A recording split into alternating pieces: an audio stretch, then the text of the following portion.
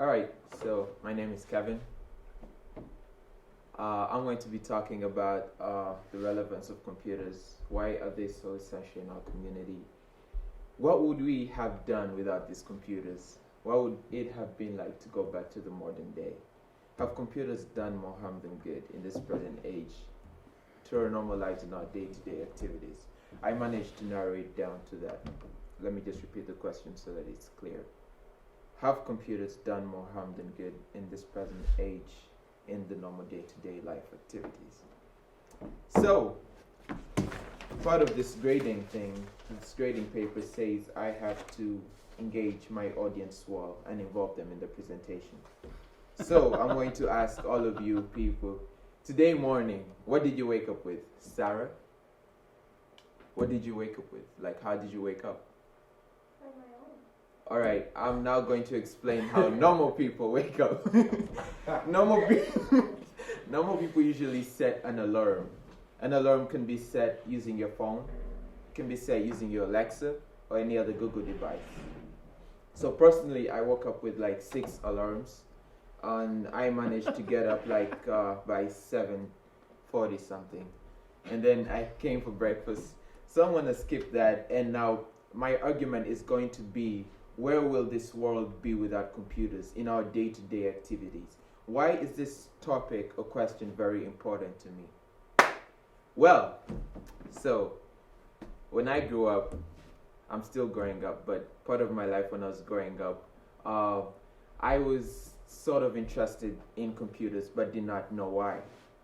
I would get my mom's phone, my mom's laptop, my mom's anything that was a computer, especially her laptop. I would often like do some things on the laptop, like I would spoil her laptop, and after spoiling her laptop I would hide it somewhere. But I would not spoil it intentionally. I would spoil it looking for a game in the settings.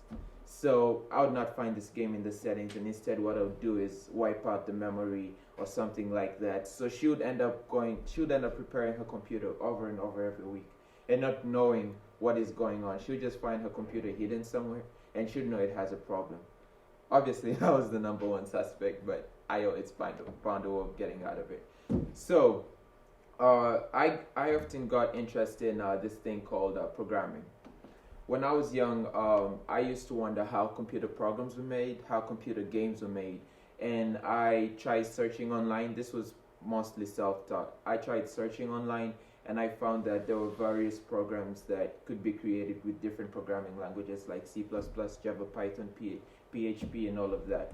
So I developed interest in batch programming at first because I thought it was the easiest. Then I realized HTML was the easiest. But when I got into batch programming, I started writing code still on my mom's laptop. By that time, I did not have a laptop. I was like 10, 12, 11, somewhere there before teenagehood. So I was on my mom's computer. I would keep on writing programs that destroy her computer, until one day I stopped writing programs that destroy her computer, and I learned that actually I could fix problems on her computer. So they reached a stage where my mom started having problems with the computer, and it was not me. It was not me. So what the problem was, like, now I usually use this as a like common sense application. Like, to me it was like common sense application, but to other people it was take the computer to a mechanic and get it fixed.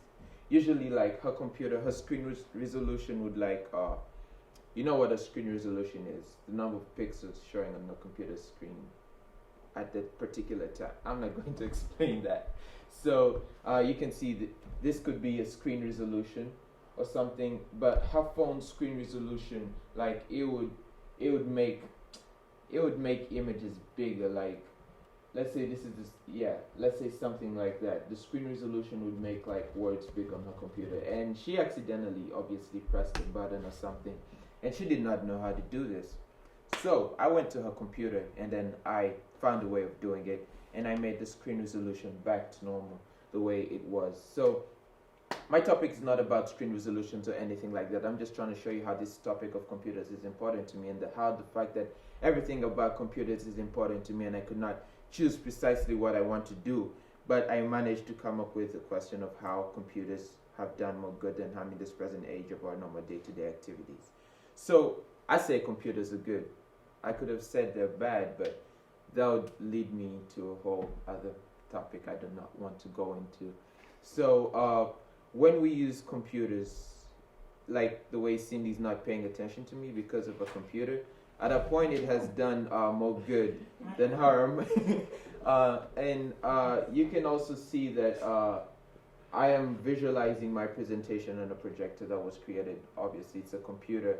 And not only have computers done good in our leisure activities and all of that, computers have also assisted us to the extent that we cannot picture our lives without these computers. Let's say, for example, you're going to Columbus. A person like me who's from Uganda, Africa, and I'm driving in the United States. I do not know where Columbus is. There's a there's a time I thought California was in Alaska. So I'm going to be using something called GPS.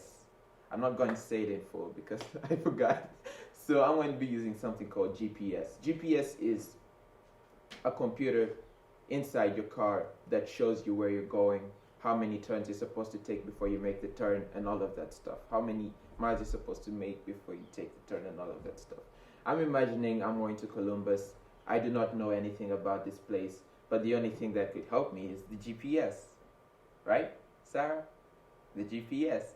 So this shows me that on the map, yes, the GPS on the map. No, you cannot drive while using a map. Like you can, but computers are supposed to make life easier, not going back to Stone Age or something.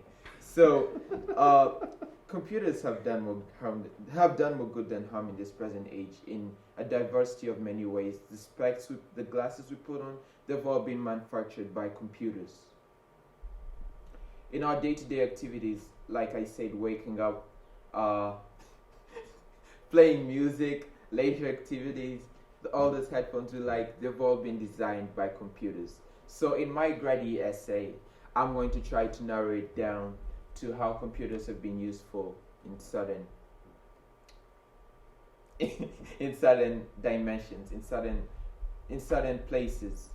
And what I'm going to focus on is mostly our day-to-day lives.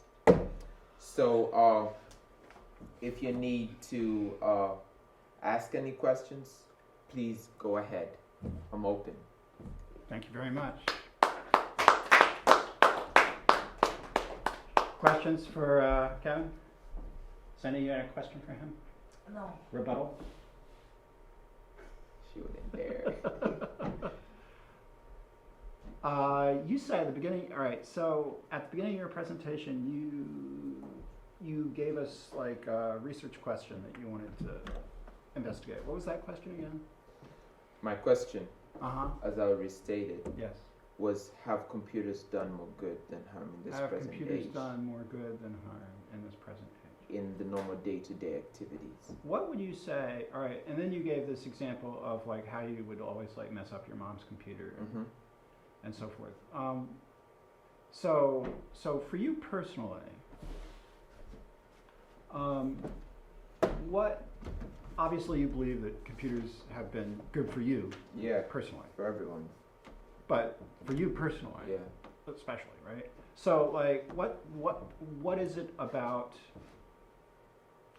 I guess my question is, for you, what has been the biggest,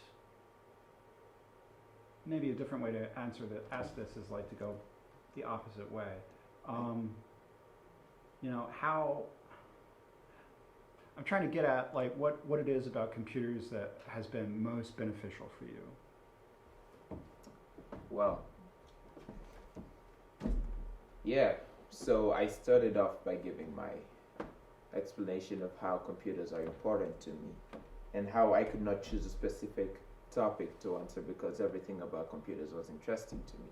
So how have computers been very good to me in my life?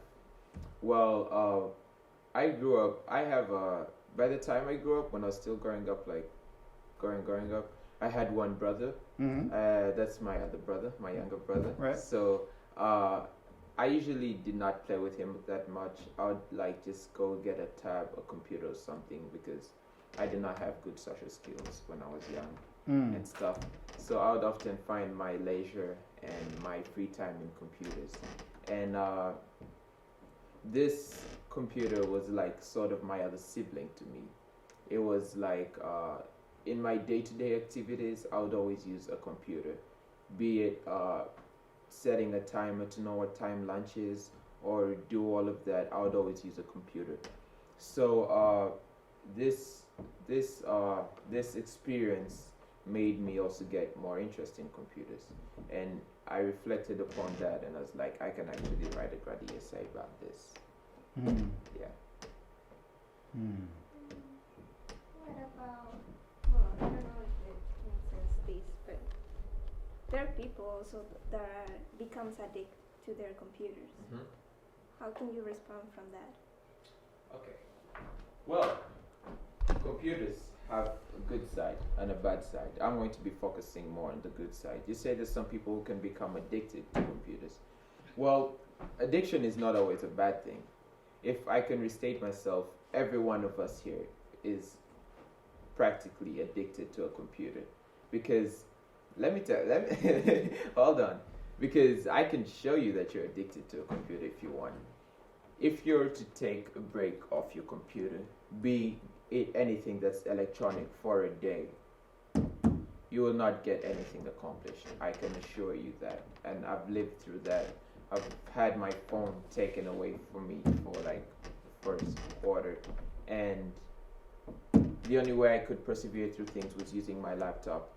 Computers being an addiction cannot be bad all the time. It depends on what type of addiction it is. Some people can be addicted to watching pornography on a computer, while others can be addicted to doing their homework, like me, listening to music, something like that. Computers, what else about addiction? Like, could you be more specific on what you're trying to say? Like, what more about addiction and computers are you trying to understand? Well, you say that you always be using technology to your computer. Yeah, so you're asking if it's bad. I mean, what is your response to that? Because also there exists a bad way, which is the addiction, Yeah. which is not like very good. Or some of them, I heard that some of them, they use computer or their phones, and when they, like for a reason, it took away from them, they get so crazy, they just want to kill themselves or Can you do give me an something. example of someone like that? There was a friend like that. I mean, I don't know. Maybe it's not the case where computers always gonna be good. It can be useful, but as you say, interacting with people, you didn't. You say you were not very socialized with other people, just using your computer in your own time. So, how this affect to socializing with other people? Well, like I said, computer addictions can be bad or good. You can use your computer to socialize with people as well. So being on my computer cannot stop But me not from personally. being with my computer cannot stop me from socializing people if I'm using an application like Facebook to talk to someone. But I mean, what is that difference? Like the difference of talking with people in computer and just talking personality? Well, now I live in Uganda, Africa, and if I'm here and I want to socialize with my mom, am I going to board a plane and go to her and talk to her face to face? No, Sarah. I am going to use an application called Facebook on my phone to talk to her. That's the convenience of computers in our everyday today life. But do you prefer to talk, it's better for you to talk personality or with computer? It depends on a lot, Sarah. It depends on how close you are to this person, how convenient it is to you to access this person. Some people are more shy when they talk to people in person and cannot express themselves fully, and some other people decide that they can express themselves fully using their phone. So it all depends. Someone that you love or someone that you care so much? Someone that I'm trying to talk to. Do you prefer to talk in technology instead of? Well, it depends on what I prefer to talk to. I prefer to talk to a person in person because I have an outgoing character and I did not fear speaking to people personally. But other people, I'm not looking at other people as well. might not prefer to use the same method as I'm using, and they might prefer to use their phone, because not everyone is the same. Some people are just more shy than others. Understand me, Sarah? Okay.